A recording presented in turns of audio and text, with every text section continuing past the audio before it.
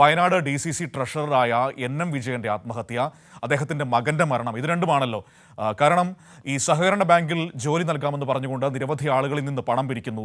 അത് കോൺഗ്രസ് നേതൃത്വത്തിന് വേണ്ടി NM വിജയൻ പണം വാങ്ങുന്നു. ആ പണം പിന്നീട് നേതാക്കൾക്ക് IC ബാലകൃഷ്ണൻ MLAക്ക് നൽകിയെന്ന ആക്ഷേപമാണ് നമ്മുടെ മുൻപിലേക്ക് വരുന്നത്. ഈ അവസാനം ജോലി ഇല്ലാതായപ്പോൾ, ജോലി കിട്ടാതാകുന്ന സാഹചര്യം വരുമ്പോൾ പണം നൽകിയവരൊക്കെ NM വിജയനോട് തിരിച്ചു ചോദിക്കുന്നു. വിജയൻ അത് നേതൃത്വത്തോട് ചോദിക്കുമ്പോൾ അവർ കൈമലർത്തുന്നു. ഒടുവിൽ സാമ്പത്തിക ബാധ്യതയിലേക്ക് എത്തുന്നു എന്ന സാഹചര്യം വരുമ്പോൾ വയ്യാതെ കിടക്കുന്ന മകന് വിഷം കൊടുത്ത് സ്വയം ആത്മഹത്യ ചെയ്യേണ്ടി വരുന്ന സാഹചര്യത്തിലേക്ക് വിജയൻ പോകുന്നു. അത് ഏറ്റവും ഗൗരവതരമായ ഒരു വാർത്തയായി നമ്മുടെ മുന്നിൽ നിൽക്കുകയാണ്. പക്ഷേ നമ്മുടെ മാധ്യമങ്ങൾ ആ വാർത്ത വയനാട് ചുരമിറങ്ങി വരാതിരിക്കാൻ വളരെയധികം കരുതൽ കാണിക്കുന്നുണ്ട് കോൺഗ്രസ് നേതൃത്വത്തോട്.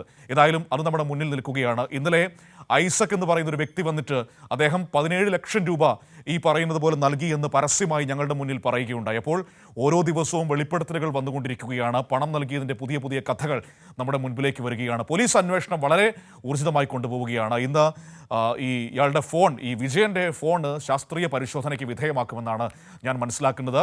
ഒപ്പം തന്നെ IC ബാലകൃഷ്ണനെതിരെ കൂടുതൽ വെളിപ്പെടുത്തലുകൾക്കും സാധ്യതയുണ്ട് എന്ന് കേൾക്കുന്നു. അനൂപ് നമ്മളോടൊപ്പം ചേരുകയാണ് വിവരങ്ങളുമായി. അനൂപാണ് ഈ വാർത്തയുടെ വളരെ പ്രധാനപ്പെട്ട ചുരുളുകളും പ്രേക്ഷകരുടെ മുൻപിലേക്ക് കൊണ്ടുവന്നത്. മറ്റു മാധ്യമ പ്രവർത്തകർ മനഃപൂർവ്വം മാറി നിൽക്കുമ്പോൾ അനൂപ് വയനാട്ടിൽ നിന്ന് ഓരോ ദിവസവും പുതിയ വാർത്തകൾ കൊണ്ടുവരികയാണ്. Anoop, good morning. Good morning Manu. Anoop, ഈ വിജയന്റെ മരണവുമായി ബന്ധപ്പെട്ട് ഇന്നിപ്പോൾ പോലീസിന്റെ അന്വേഷണം നടക്കുകയാണല്ലോ. വിജയന്റെ ഫോൺ ശാസ്ത്രീയ പരിശോധനയ്ക്ക് വിധേയമാക്കുമെന്നാണ് നമുക്ക് മനസ്സിലാക്കാൻ കഴിയുന്നത്. മറ്റൊന്ന്, ഒരുപക്ഷെ IC ബാലകൃഷ്ണനെതിരെ കൂടുതൽ വെളിപ്പെടുത്തലുകൾക്ക് സാധ്യതയുണ്ട് എന്ന് കേൾക്കുന്നു. തീർച്ചയായും മനു, ഒരു കോൺഗ്രസ് ജില്ലാ ട്രഷററും അദ്ദേഹത്തിന്റെ മകനും മകന്റേത് ആത്മഹത്യയല്ല, ഈ ഒരു ആ വിധത്തിൽ നമുക്കതിന്റെ പ്രാധാന്യം അറിയാം. എങ്ങനെയാണ് അദ്ദേഹം മരിച്ചത് എന്നുള്ളത്. അദ്ദേഹം വലിയ ശാരീരിക പരിമിതികളെല്ലാം ഉള്ള വ്യക്തിയായിരുന്നു. തന്റെ മകനും വിഷം കൊടുത്തു മരിക്കേണ്ട ദൗർഭാഗ്യമാണ് NM വിജയൻ ഉണ്ടായത്. അത്തരത്തിൽ വളരെ ഗൗരവമായ ഒരു സാഹചര്യം മറ്റു മാധ്യമങ്ങളെല്ലാം എങ്ങനെയാണ് കൈകാര്യം ചെയ്തത് എന്ന് നമുക്കറിയാം.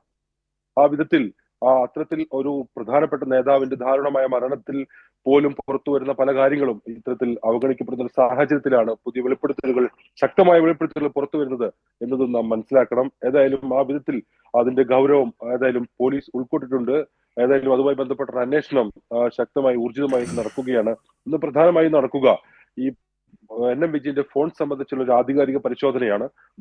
വിദഗ്ധരുടെ സംഘം അതിനാവശ്യമാണ് എന്നാണ് പ്രത്യേക അന്വേഷണ സംഘത്തലവൻ ബത്തേരി DYSP കഴിഞ്ഞ ദിവസം നമ്മോട് പറഞ്ഞത്. അതുകൊണ്ട് ഇതുമായി ബന്ധപ്പെട്ട് ഒരു തെളിവ് ഏതെങ്കിലും വിധത്തിലുള്ള ഈ കാര്യങ്ങൾ പരാമർശിക്കുന്ന എന്തെങ്കിലും ഉണ്ടെങ്കിൽ അതെല്ലാം ശേഖരിക്കുക എന്നുള്ളതാണ്. കഴിഞ്ഞ ദിവസം രാവിലെ മുതൽ തന്നെ NM വിജയന്റെ ബത്തേരി മണിച്ചിറയിൽ വീട്ടിൽ പരിശോധന നടത്തിയിരുന്നു. വിദഗ്ധ സംഘം അവിടെ എത്തി. അതോടൊപ്പം തന്നെ ഈ ഇതുമായി ബന്ധപ്പെട്ട് സാങ്കേതിക വിദഗ്ധർ ഉൾപ്പെടെ അവിടെ എത്തി ഇക്കാര്യങ്ങൾ പരിശോധിച്ചു. ഇപ്പോൾ പോലീസിന്റെ കസ്റ്റഡിയിലാണ് ഫോൺ ഉള്ളത്. ഫോൺ ഇത്തരത്തിൽ സാങ്കേതിക പരിശോധനകൾക്ക് വിദഗ്ധർ ഇന്നെത്തും എന്നാണ് പ്രത്യേക അന്വേഷണ സംഘം പറയുന്നത്. അതോടൊപ്പം ഈ സാമ്പത്തിക ഇടപാട് സംബന്ധിച്ച പല രേഖകളും പോലീസ് ഇന്നലെ വീട്ടിൽ നിന്ന് ശേഖരിച്ചിട്ടുണ്ട്. അതിൽ പ്രധാന അദ്ദേഹത്തിന് ചില പഴയ ഡയറികളും മറ്റുമാണ്. ഈ ഡയറികളിൽ പഴയ ചില സാമ്പത്തിക ബാധ്യതകളുടെ ചില കണക്കുകൾ ഉണ്ട് എന്നാണ് പോലീസ് പറയുന്നത്. അത് ഈ മറ്റു ബാങ്കുകളിൽ നിന്നും മറ്റുമുള്ളതാണ്. ഈ വലിയ സാമ്പത്തിക, അതായത് ഇത്തരത്തിലുള്ള ഈ പണം ഇടനിലക്കാരനായി വാങ്ങിയത് ഉൾപ്പെടെയുള്ള കാര്യങ്ങൾ സംബന്ധിച്ചുള്ള സൂചനകൾ ഏതായാലും ആ ഡയറിയിലില്ല. മറ്റു വിവരങ്ങൾ ഏതായാലും അതിന് ആ ഒരു സ്വഭാവത്തിലുള്ള രേഖകളാണ് പോലീസ് ഇന്നലെ പ്രധാനമായും പരിശോധിച്ചത്. ഏതായാലും സാമ്പത്തികമായ ഒട്ടേറെ ഇടപാടുകൾ അദ്ദേഹം നടത്തി എന്നുള്ളതാണ് പൊതുവിൽ പോലീസ് ഈ കാര്യങ്ങളിൽ നിന്ന് മനസ്സിലാക്കുന്നത്. പ്രാഥമികമായ ചോദ്യം ചെയ്യൽ, മൊഴിയെടുക്കൽ ഉൾപ്പെടെയുള്ള കാര്യങ്ങളും പോലീസ് ഇന്നലെ പൂർത്തിയാക്കിയിട്ടുണ്ട്. ബന്ധുക്കളുടെയും സുഹൃത്തുക്കളുടെയും ആ ഘട്ടത്തിൽ മരണ സമയത്ത് അവിടേക്ക് എത്തിയ ആളുകളുടെയും എല്ലാം മൊഴിയെടുക്കൽ കഴിഞ്ഞ ദിവസം പൂർത്തിയാക്കിയിട്ടുണ്ട്. ഇന്നും ഈ വിധത്തിൽ പുറത്തു വന്ന പുതിയ സാഹചര്യങ്ങളുടെ അടിസ്ഥാനത്തിൽ ആ വിധത്തിലുള്ള അന്വേഷണം പോലീസ് നടത്തുകയും ചെയ്യും. കഴിഞ്ഞ ദിവസം ഈ ഐസക് താമരശാല എന്ന പറഞ്ഞ വ്യക്തി ഈ വിധത്തിൽ DCC നേതൃത്വത്തിന് പണം നൽകിയതുമായി ബന്ധപ്പെട്ട് ചില വെളിപ്പെടുത്തലുകൾ നടത്തിയിരുന്നു. ആ വെളിപ്പെടുത്തൽ അടിസ്ഥാനത്തിലുള്ള പരിശോധനകളും പോലീസ് ഇന്ന് നടക്കും. ഏതായാലും പ്രത്യക്ഷത്തിൽ ആരോപണ വിധേയനായിട്ടുള്ള MLA IC ബാലകൃഷ്ണൻ ഉൾപ്പെടെയുള്ളവരുടെ പങ്ക് ഇക്കാര്യത്തിൽ ഏത് വിധമാണുള്ളത് എന്നത് പരിശോധിക്കാൻ ഉതകുന്ന വിധത്തിലുള്ള അനൂപ്, അവിടെ ഒരു പ്രധാനപ്പെട്ട കാര്യം, ഇത്രയധികം തെളിവുകളും ഇത്രയധികം വെളിപ്പെടുത്തലുകളും പുറത്തു വന്നിട്ടും കോൺഗ്രസ് നേതൃത്വം IC ബാലകൃഷ്ണനെ പൂർണ്ണമായും സംരക്ഷിക്കുന്ന നിലപാടല്ലേ സ്വീകരിച്ചുകൊണ്ടിരിക്കുന്നത്? ഒറ്റതിരിഞ്ഞ് ആക്രമിക്കാൻ അനുവദിക്കില്ല എന്നാണ് T സിദ്ദിഖ് ഇന്നലെ പറയുന്നത് കണ്ടത്. അതായത് നിങ്ങൾ എന്തൊക്കെ പറഞ്ഞാലും IC ബാലകൃഷ്ണനെ ഞങ്ങൾ പൊതിഞ്ഞു പിടിച്ച് സംരക്ഷിക്കും എന്ന നിലപാട് കോൺഗ്രസ് സ്വീകരിക്കുന്നു. എന്താണ് നമ്മൾ മനസ്സിലാക്കേണ്ടത്? ഇവിടെ മറുവശത്ത് CPM ഉന്നയിക്കുന്ന ഒരു കാര്യമുണ്ട്. ഈ പണത്തിന്റെ പങ്ക് ഈ നേതാക്കളിലേക്കൊക്കെ പോയിട്ടുണ്ടാകാം. ഇന്നലെ VK സനോജൊക്കെ അത് പറയുന്നുണ്ടായിരുന്നു. കാരണം നേതൃത്വത്തിന് വേണ്ടിയാണ് പണം പിരിച്ചതെന്നാണ് NM വിജയൻ KPCC അധ്യക്ഷൻ അയച്ച കത്തിൽ പറയുന്നത്.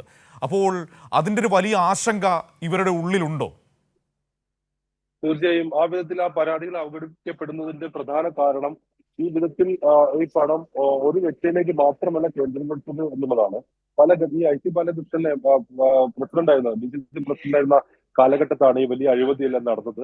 പണം വീതിക്കപ്പെട്ടു എന്നത് പലപ്പോഴും ഈ പുറത്തു വന്ന രേഖകൾ പ്രകാരവും അതോടൊപ്പം കഴിഞ്ഞ ദിവസം നടത്തിയ വെളിപ്പെടുത്തലുകൾ ഉൾപ്പെടെയുണ്ട്. ഏത് വിധത്തിലാണെന്ന് NM വിജയൻ ഇടനിലക്കാരനായിരുന്നു. അതോടൊപ്പം തന്നെ പ്രാദേശിക കോൺഗ്രസ് നേതാക്കളെല്ലാം അതിൽ ഇടനിലക്കാരനായിരുന്നു. പ്രേമൻ മലവേൽ, അതോടൊപ്പം ഈ TJ ഐസക്, ഈ CT ചന്ദ്ര തുടങ്ങിയ ആളുകൾ ഉൾപ്പെടെ ഇതിൽ ഇതിൽ ഈ ഇടനിലക്കാരായിട്ടുണ്ടായിരുന്നു എന്നുള്ളത് കൂടി നമ്മൾ മനസ്സിലാക്കണം. അവരെല്ലാം പറഞ്ഞത് നേതാക്കൾക്ക് വേണ്ടിയാണ്. DCC അറിയാതെ ഈ പണം വാങ്ങാൻ കഴിയില്ല, ജോലി നൽകാൻ കഴിയില്ല, DCC പ്രസിഡന്റ് ഈ കാര്യത്തിൽ ഇടപെട്ടിട്ടുണ്ട് എന്നുള്ള ഉറപ്പ് നൽകിയാണ് ഈ പണം എല്ലാം വാങ്ങുന്നത്. അത് പല രീതിയിൽ വീതിക്കപ്പെട്ടു എന്നുള്ളതിന്റെ ഉദാഹരണം കൂടിയാണ് അത്തരത്തിൽ കൂടുതൽ പേരുടെ ആ ഇടപെടൽ.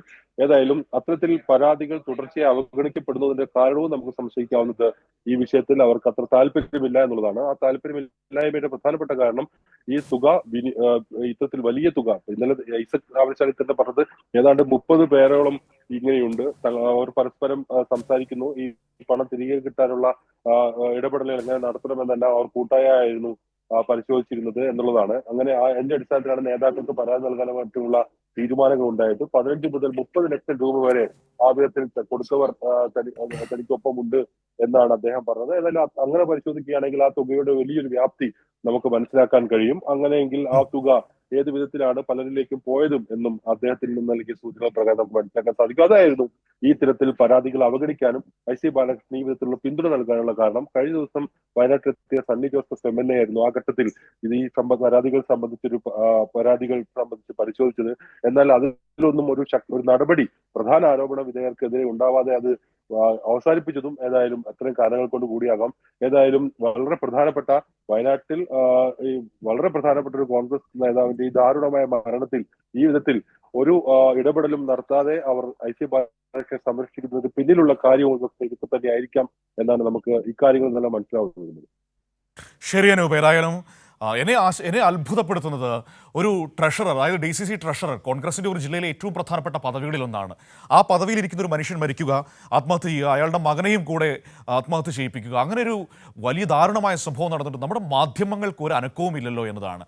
അവിടെയും ഇവിടെയൊക്കെ ചില വാർത്തകൾ കൊടുത്തു പോകുന്നു എന്നല്ലാതെ അതുമായി ബന്ധപ്പെട്ടൊരു നിങ്ങൾ ഓർത്തു നോക്കൂ. അതല്ലെങ്കിൽ ഇവിടെ പ്രതിസ്ഥാനത്ത് വേറെ ആരെങ്കിലും ആയിരുന്നെങ്കിൽ, ഇടതുപക്ഷവുമായി ബന്ധമുള്ള ആരെങ്കിലും ആയിരുന്നെങ്കിൽ എന്ത് തരത്തിലുള്ള വാർത്തയായിരിക്കും ഇവിടെ വരിക, എന്ത് തരത്തിലുള്ള വാർത്താ വിസ്ഫോടനമായിരിക്കും മാധ്യമങ്ങളെ അന്തിച്ചർച്ച മുറികളിൽ നടക്കുക. ഇതൊന്നുമില്ല, ഒരു കഥാപ്രസംഗവുമില്ല, കവിതയുമില്ല, ഒന്നുമില്ല. ഒരു DCC ട്രഷറുടെയും മകൻ്റെയും ജീവന് ഒരു വിലയും നാട്ടിലെ മാധ്യമങ്ങൾ നൽകുന്നില്ല എന്നതാണോ, അതോ കോൺഗ്രസ്സുകാർക്ക് നൽകുന്ന വലിയ പ്രിവിലേജാണോ നമ്മൾ ഈ കണ്ടുകൊണ്ടിരിക്കുന്നത്? ഏതായാലും ഈ സെലക്റ്റീവ് ജസ്റ്റിസ് എത്ര കാലം പോകുമെന്ന് നമുക്ക് കണ്ടു തന്നെ അറിയണം. നാട്ടുകാർ ഇതൊക്കെ കാണുകയും മനസ്സിലാക്കുകയും ചെയ്യുന്നുണ്ട്. ഒരു വലിയ വിഭാഗം മനുഷ്യർ ഇത് മനസ്സിലാക്കുന്നുണ്ട് എന്ന് മാധ്യമപ്രവർത്തകർ തിരിച്ചറിയേണ്ട ഒരു കാലം കൂടിയാണ്. ഏതായാലും വളരെ വളരെ മോശപ്പെട്ട തരത്തിലുള്ള മാധ്യമ സമീപനമായി അതിനെ വിലയിരുത്തേണ്ടി വരും എന്ന് തന്നെ നമുക്ക് ഈ ഘട്ടത്തിൽ പറയേണ്ടി വരും. സ്വയം വിമർശനാത്മകപരമായിട്ട് തന്നെയാണ് പറയുന്നത്. പക്ഷേ ഞങ്ങളെ കൊണ്ടാവുന്ന വിധത്തിൽ ഈ വാർത്തയുമായി ബന്ധപ്പെട്ട പുതിയ സംഭവ വികാസങ്ങൾ പ്രേക്ഷകരുടെ മുൻപിലേക്ക് എത്തിക്കുന്നുണ്ട്. അത് തുടരുകയും ചെയ്യും.